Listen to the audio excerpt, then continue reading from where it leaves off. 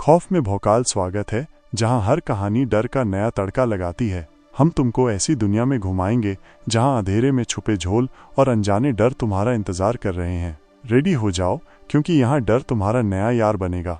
हमारे नए डरावने किस्सों के लिए चैनल को झटपट सब्सक्राइब ठोको। अनुज सालों बाद अपने गांव जा रहा था। साथ में उसका लंगोटिया यार राहुल भी था। ट्रेन पकड़ ली, शाम तक पहुंचने का जुगाड़ था। ट्रेन में खाना वाना खाकर दोनों बाहर के नज़ारे देखते हुए गप्पे हाँक रहे थे। राहुल बोला, भाई मैंने तो बस ट्रेन से ही गांव खेत देखे हैं, कभी गया नहीं। तूने साथ चलने को बोला तो मैं तो झूम उठा। अनुज हंसते हुए बोला, ज्यादा मत उछल, गांव में एक दिन में टांगे टूट जाएंगी। न लाइट ठीक से आती है न इंटरनेट। राहुल हंसने लगा। तभी ट्रेन एक जगह अटक गई। 2 घंटे बीत गए। टीटी से पूछा तो पता चला आगे पटरी में लफड़ा है, 6 घंटे लेट हो जाएगी। ट्रेन में बैठे बैठे रात हो गई। दोनों गांव के पास वाले स्टेशन पर रात 1 बजे पहुंचे। स्टेशन से उतरकर सवारी ढूंढी पर कुछ नहीं मिला। पैदल ही गांव जाने का प्लान बनाया। स्टेशन के बाहर चाय वाले की टपरी थी। दोनों वहां गए। अनुज ने कहा, भैया 2 चाय मार दो। चाय वाला बोला, हाँ बैठो, अभी बनाता हूँ। चाय पीकर पैसे दिए और चलने लगे तो चाय वाले ने कहा, भैया इस टाइम गांव मत जाओ, रात में वहां नर पिशाच का भूतिया आतंक रहता है, किसी को भी निपटा देता है। अनुज थोड़ा डर गया, पर राहुल बोला, अरे यार मैं शहर में रात 3 बजे तक घूमता रहता हूँ, कुछ नहीं होता। ये सब डराने के लिए लल्लू पंजू कहानियां हैं। राहुल नहीं माना और दोनों चाय वाले की बात को अनसुना करके गांव की ओर चल दिए। सड़क से रास्ता लंबा था, इसलिए अनुज राहुल को एक पगडंडी से ले चला। रास्ता संकरा था। अनुज आगे और राहुल पीछे चल रहा था। अनुज बीच बीच में मुड़कर राहुल को देखता और गप्पे मारता जा रहा था। राहुल भी हाँ करता जा रहा था। कुछ देर बाद अनुज को लगा राहुल जवाब नहीं दे रहा है। उसने पीछे मुड़कर देखा तो राहुल गायब था। अनुज बड़बड़ाने लगा, हे भगवान, ये कहाँ टपक गया? कहीं इधर उधर तो नहीं भटक गया? जरूर टॉयलेट करने रुक गया होगा। वो धीरे धीरे राहुल को आवाज देने लगा, पर कोई जवाब नहीं मिला। अब वो तेजी से गांव की ओर भाग चला ताकि मदद के लिए किसी को बुला सके। अभी अनुज कुछ ही दूर भागा था कि राहुल ने पीछे से आवाज दी, मुझे छोड़कर भाग चला अनुज, अभी तो मुझे तेरा गांव देखना है। अनुज ने पीछे मुड़कर देखा तो अंधेरे में एक साया दिखा। वो बोला, अरे राहुल, कहाँ गायब हो गया था यार? मैं तो डर के मारे कांप गया था।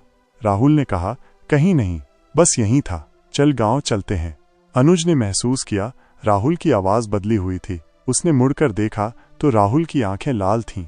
अनुज ने कहा, ये तुझे क्या हो गया और तेरी आंखें लाल क्यों हो गईं? राहुल हंसते हुए बोला, कुछ नहीं, बस थक गया हूं, तू चल जल्दी से। दोनों गांव पहुंचने वाले थे। जैसे ही गांव शुरू होता है, वहां एक कच्चा लकड़ी का बड़ा दरवाजा था। अनुज दरवाजे के पास पहुंचा। अनुज ने कहा, राहुल देख, गांव आ गया। राहुल तेजी से चीखने लगा, तेरी इतनी हिम्मत, तू मुझे फंसाने के लिए लाया है, अब देख मैं तेरा क्या हश्र करता हूं। अनुज दरवाजे के दूसरी तरफ खड़ा था। अनुज बोला, राहुल ये तू क्या बकवास कर रहा है? रुक, मैं आता हूं तेरे पास। वो आगे बढ़ने लगा। तभी किसी ने उसका हाथ पकड़कर पीछे खींच लिया। सामने गांव के मुखिया गंगा प्रसाद जी खड़े थे। वह बोले, बच गया तू, वरना तू भी निपट जाता। कौन है तू? अनुज बोला, मुखिया जी मैं अनुज हूँ, रामपाल जी का बेटा। शहर से अपने दोस्त के साथ आया हूँ, पर पता नहीं मेरे दोस्त को क्या हो गया। मुखिया जी ने बताना शुरू किया, मर गया तेरा दोस्त, जो सामने है वो नरपिशाच है। समझ ले, तेरे दोस्त ने तेरी जान बचा ली, वरना उसके साथ तू भी मर जाता। इस दरवाजे को हमने मंत्रों से बांध रखा है, इसलिए ये नरपिशाच इसके अंदर नहीं आ सकता। अनुज बोला, लेकिन मुखिया जी वो तो सामने खड़ा है। मुखिया जी ने कहा, सामने नरपिशाच खड़ा है, वो इस दरवाजे से अंदर नहीं आ सकता। तेरे दोस्त को इसने अपना शिकार बना लिया।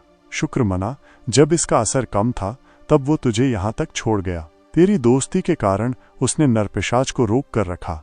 अनुज ने देखा सामने राहुल रो रहा था। वो बोला, जा भाई, मुझे माफ कर दे, जो मैं तुझे रात को यहाँ लाया। हम वहीं रुक जाते तो मैं भी बच जाता। तभी उसकी आवाज में नरपिशाच बोला, आज तो इसने तुझे बचा लिया, पर कभी न कभी तो तुझे मैं मारकर तेरा खून पीऊंगा, जैसे मैंने इसका पी लिया है। तभी राहुल नीचे गिर जाता है। मुखिया जी कहते हैं, चल यहाँ से, सुबह दिन निकलने पर इसकी लाश उठा लाएंगे। दोनों गांव में आगे चल देते हैं। अनुज अभी भी रो रहा था। मुखिया जी उसके घर पहुंच जाते हैं। दरवाजा खटखटाते हैं। रामपाल जी बाहर आते हैं। मुखिया जी और अनुज को देखकर वे चौंक जाते हैं। मुखिया जी कहते हैं, भाई रामपाल, तुमने अपने बेटे को नहीं बताया कि रात को इस गांव में आना मना है? इसके दोस्त को नरपिशाच ने निपटा दिया। ये बच गया अपने दोस्त के कारण। रामपाल जी ने मुखिया जी को धन्यवाद दिया। फिर उन्होंने अनुज को गले लगा लिया, पर अनुज गहरी खामोशी में था। उसे गहरा सदमा लगा था। वो बस रो रहा था। मुखिया जी वापस लौट गए। अगले दिन सुबह राहुल की लाश को गांव में लाया गया। फिर उसका अंतिम संस्कार कर दिया गया।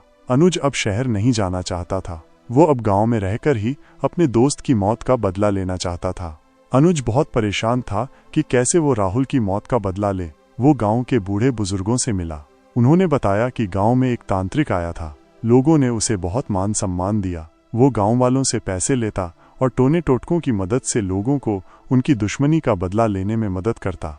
इस तरह पूरा गांव एक दूसरे का दुश्मन बन गया। तब पंचायत ने इस खून खराबे को रोकने के लिए तांत्रिक को गांव से निकालने का फैसला किया, पर उसने सबको बर्बाद करने की धमकी दी। इससे गांव वाले उससे बहुत गुस्सा हो गए। उन्होंने एक दिन तांत्रिक को जिंदा जला दिया। तब से वो नरपिशाच बनकर सबका खून पीने की फिराक में रहता है। अनुज बोला, लेकिन इसका कोई जुगाड़ तो होगा। तभी वहां मुखिया जी आ गए। उन्होंने कहा, बेटा, गांव के हर घर ने उस तांत्रिक की वजह से किसी न किसी को खोया है। अगर हमें कोई तांत्रिक ऐसा मिल जाए जो इसे वश में करके इसकी आत्मा को शांति दिला दे, तभी ये संभव है।